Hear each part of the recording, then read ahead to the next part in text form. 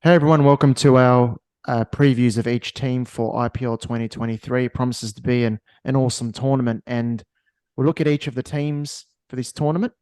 And we'll start with Sunrisers Hyderabad, a team that I like the look of this season, a team that's finished eighth in each of the past two seasons and will be aiming for a massive improvement themselves. We'll touch on their possible playing 11s for the tournament, and we'll also look at their strengths and weaknesses and what our predictions are for Sunrisers. I'll introduce my co-host Nash. Nash, when you look at Sunrisers Hyderabad, what's your immediate view? They do look good. I mean, a lot of ballers. And we know, Marco Jansen is not going to be there for the first game straight away, but when he comes in, I think the bowling attack does look good. They have, experience on their side with Bhuvneshwar Kumar, and Tina Trajan, and they also have like a perfect balance of youngsters with, Karthik Tyagi in their ranks as well with Mayank Markandi, who has been around IPL for a few years now. Obviously probably one of the fastest bowlers in the comp, Umran Malik as well. One strength that I was going to mention is, the depth in their overseas options as well. They look really good in that regard too. So, starting on possible 11s, I'll go with the possible 11 for the first game, minus the South African players.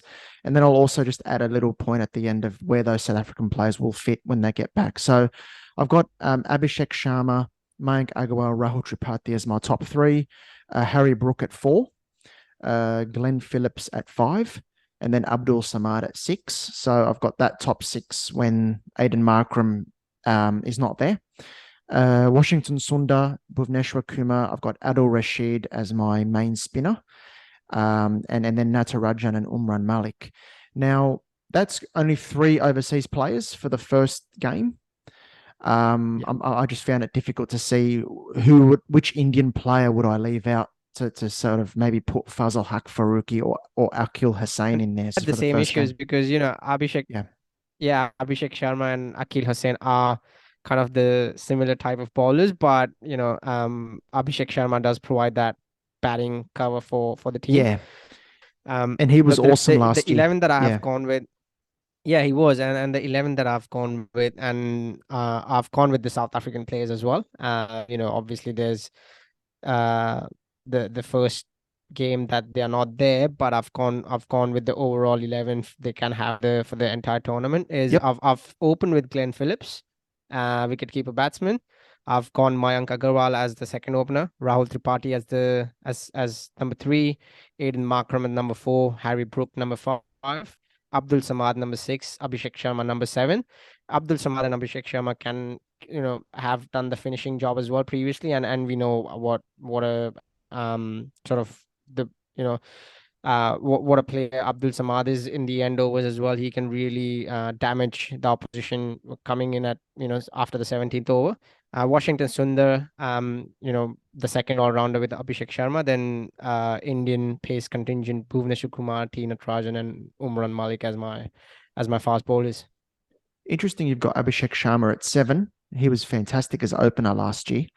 So yeah, I think they'll probably stick with But I that. think I And think having Mayank Agarwal, Rahul Tripathi, Glenn Phillips, I don't the thing is I don't see them fitting in the middle order. But Abhishek Sharma can fit in the middle order as he's done before.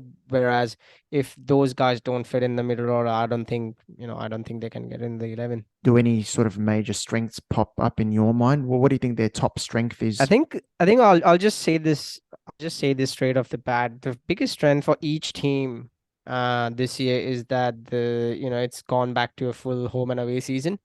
Um and all the teams are back at their home venues, everyone back with the home support on turf. So that's one strength already locked away for each team. But I think the biggest positive I would say for Hyderabad this season is they have got a good headache.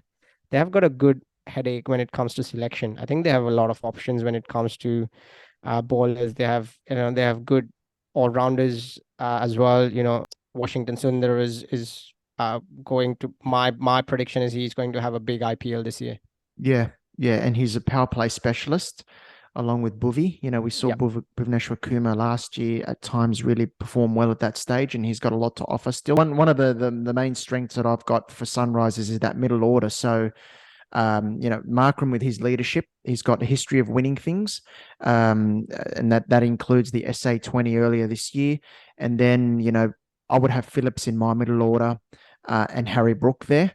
That's a top class middle order, and I think you've got a very very good top three if they go with Abhishek Sharma, Mike Agarwal, and Rahul Tripathi as well. So they've got a good balance there of domestic and overseas talent in that top six. Then you've got Washington Sundar who can bat well in that crucial number 7 position as well. That's maybe a position other teams lack in. Yep.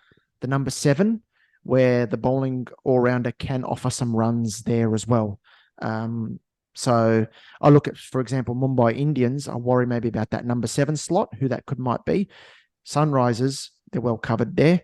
And also what I like is the depth in overseas talent on the bench, and also even the domestic talent on the bench too, that if they've got an injury or someone might not be performing at their best, they can slot in an Akil Hussain or a Fazal Haq Faruqi or even Heinrich Klaassen. He might not even get into the main 11. And we saw what he did against the West Indies recently, what he did in India last year.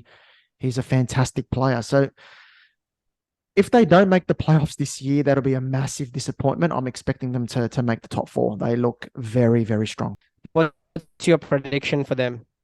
Where do you think they'll finish out? We'll go second. Just to make you happy, mate. Second. Wow. And then I think they'll win the tournament. That's my. How do they fit? How do they get the right balance is going to be? It's not a weakness as such, but getting the right balance in these tournaments, it's really important. And if that number 4, number 5 batters don't click, Markram and Brook, they're going to be can be in a world of trouble with Abdul Samad and Abhishek Sharma, still inexperienced. But on the international stage, although Abhishek Sharma has been around a few years, and also I think from the weaknesses, I'll just quickly say that I think they'll finish outside the top 4. I think you think they'll finish outside top 4. Yeah, I think they'll go 5th on the ladder. Why? I think they will bring out the calculators this year. How come? I think it's not that they are weak. It's just that the other teams are good as well. The other teams, we'll discuss that as we go along. But I think Gujarat have a good team as well. Delhi have a really good team, even though Rishabh Pant is missing. I think they have a really good team. Players in form. Mumbai, as always, are really really strong as well. And